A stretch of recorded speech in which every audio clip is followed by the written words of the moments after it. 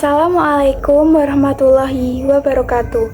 Saya Revalina Giska Saputri dari kelas A9A, Program Studi Manajemen Sekolah Tinggi Ilmu Ekonomi Anindiaguna Semarang. Hari ini saya akan menjelaskan materi MSDM, yaitu Manajemen Sumber Daya Manusia. Di slide pertama ada pengertian. Pengertian manajemen sumber daya manusia ialah pengembangan sumber daya manusia yang berfungsi melakukan perencanaan sumber daya manusia, penerapan, perekrutan, pelatihan, pengembangan karir karyawan atau pegawai, serta melakukan inisiatif terhadap pengembangan organisasional sebuah organisasi atau perusahaan. Jadi maksudnya, sumber daya manusia adalah faktor yang sangat penting dari sebuah perusahaan yang bahkan tidak bisa dilepaskan dari organisasi tersebut. Pada dasarnya, sumber daya manusia dipekerjakan di organisasi tersebut untuk bisa menjadi perencana dan pelaksana sebagai penggerak untuk mencapai tujuan organisasi tersebut. Yang slide kedua adalah pengertian sumber daya manusia secara makro dan secara mikro. Yang pertama, secara makro adalah manajemen sumber daya manusia merupakan keseluruhan potensi tenaga kerja yang terdapat di dalam suatu negara atau daerah sehingga dapat menggambarkan jumlah angkatan kerja dari suatu negara atau daerah. Maksudnya adalah proses pengelolaan sumber daya manusia yang mencangkup jumlah penduduk dalam usia produktif di suatu negara atau di suatu wilayah. Contohnya, semua penduduk atau jumlah negara yang sudah memasuki usia angkatan kerja atau yang belum kerja. Yang selanjutnya adalah pengertian sumber daya manusia secara mikro. Manajemen sumber daya manusia merupakan golongan masyarakat yang memenuhi kebutuhan hidupnya dengan bekerja pada suatu unit kerja organisasi tertentu, baik itu swasta maupun pemerintah. Maksudnya adalah proses mengatur hubungan dan peran individu yang bekerja pada sebuah organisasi atau institusi. Slide berikutnya adalah tujuan manajemen sumber daya manusia. Agar memiliki sumber daya manusia yang berkualitas dalam arti memenuhi persyaratan kompetensi untuk didayagunakan dalam usaha merealisasi visi dan mencapai tujuan-tujuan jangka pendek maupun jangka menengah. Maksudnya adalah kita sebagai sumber daya manusia seharusnya mengoptimalkan potensi dan kontribusi karyawan dalam mencapai tujuan organisasi secara efektif dan efisien. Selanjutnya kita masuk ke ruang lingkup manajemen sumber daya manusia. Berikutnya ada fungsi manajemen. Yang pertama ada fungsi perencanaan, adalah melaksanakan tugas dalam perencanaan kebutuhan, pengandaan, pengembangan, dan pemeliharaan sumber daya manusia. Contohnya, meminimalisir kesalahan atau resiko yang terjadi dalam sebuah kegiatan organisasi. Yang kedua, ada fungsi pengorganisasian, adalah menyusun suatu organisasi dengan mendesain struktur dan hubungan antara tugas-tugas yang harus dikerjakan oleh tenaga kerja dan dipersiapkan. Contohnya, membentuk suatu proses organisasi atau pengurus organisasi seperti ketua, sekretaris, bendahara, dan lain-lain. Yang ketiga, ada fungsi pengarahan, yaitu memberikan dorongan untuk menciptakan kemauan kerja yang dilaksanakan secara efektif dan efisien. Contohnya, mendorong karyawan agar bekerja lebih baik lagi, mengawasi karyawan saat bekerja. Yang keempat, ada fungsi pengendalian, melakukan pengukuran-pengukuran antara kegiatan yang dilakukan dengan standar-standar yang telah ditetapkan khususnya di bidang tenaga kerja. Contohnya, merencanakan kegiatan produksi, mengevaluasi hal kinerja dan tujuan organisasi. Slide selanjutnya adalah fungsi-fungsi operasional manajemen sumber daya manusia.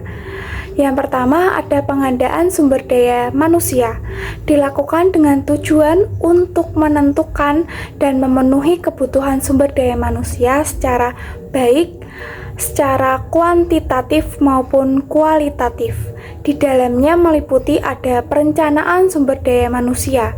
Maksudnya adalah proses yang dilakukan organisasi untuk merencanakan kebutuhan dan program sumber daya manusia sehingga selaras dengan rencana strategis perusahaan. Yang kedua, ada penarikan atau rekrutan calon tenaga kerja.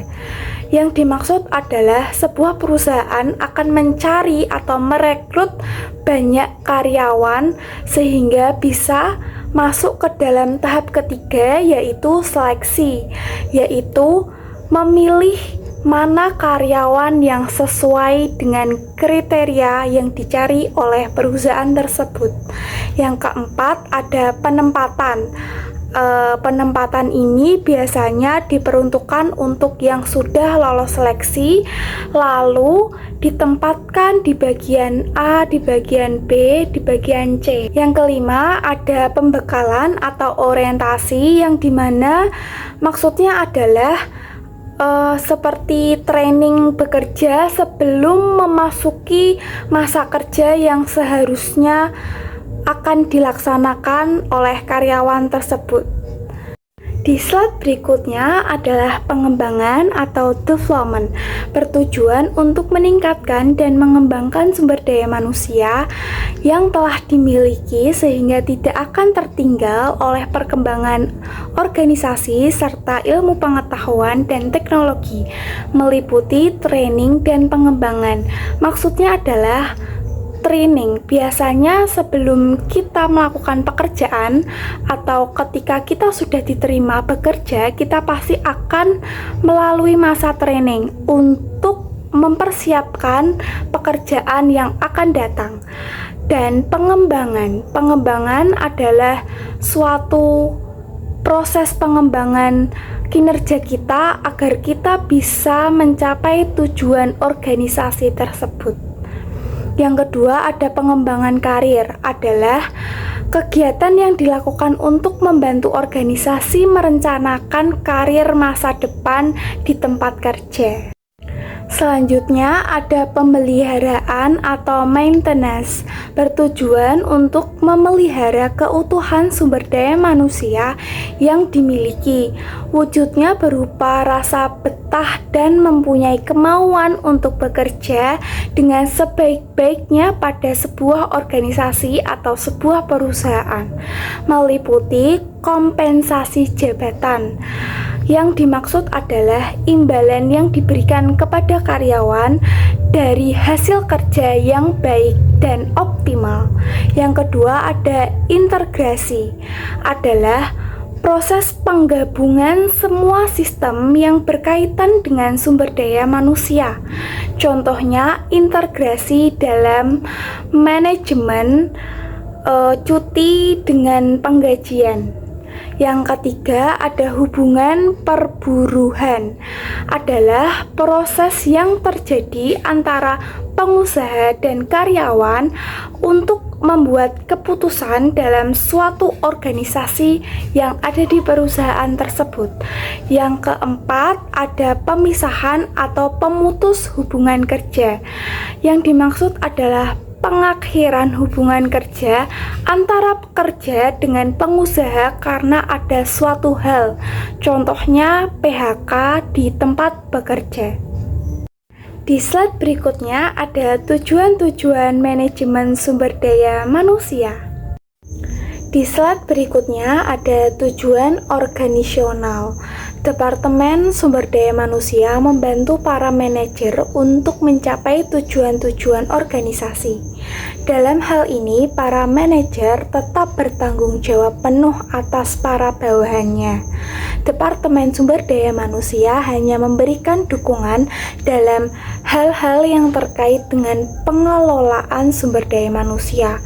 Maksudnya adalah sasaran yang dimaksud adalah strategis yang dirancang untuk mencapai keinginan atau cita-cita bersama dari seluruh anggota organisasi. Di slide berikutnya ada tujuan fungsional, menjaga kontribusi Departemen Sumber Daya Manusia dalam tingkat yang layak bagi kebutuhan-kebutuhan organisasi. Sumber-sumber daya akan terbuang percuma jika sumber daya manusia tidak direncanakan secara optimal sesuai kebutuhan organisasi. Maksudnya adalah berkaitan dengan fungsi spesifik suatu bisnis dan dirancang untuk mendukung pencapaian tujuan sebuah perusahaan. Tujuan kemasyarakatan, bersikap etis dan bertanggung jawab sosial terhadap kebutuhan-kebutuhan dan tantangan-tantangan masyarakat sembari meminimalkan dampak negatif tuntutan-tuntutan tersebut bagi organisasi. Maksudnya adalah melestarikan dan memelihara, menerima, menilai moral, etika, dan budaya, dan melestarikan sumber daya manusia di lingkungan kerja. Yang berikutnya ada tujuan personal, membantu para karyawan mencapai tujuan-tujuan pribadi mereka sejauh tujuan-tujuan mendorong kontribusi individual bagi organisasi. Tujuan personal para karyawan akan tercapai jika karyawan tersebut dipelihara, dipertahankan, dan dimotivasi. Jadi intinya, tujuan ini membantu karyawan atau anggota untuk mencapai tujuannya.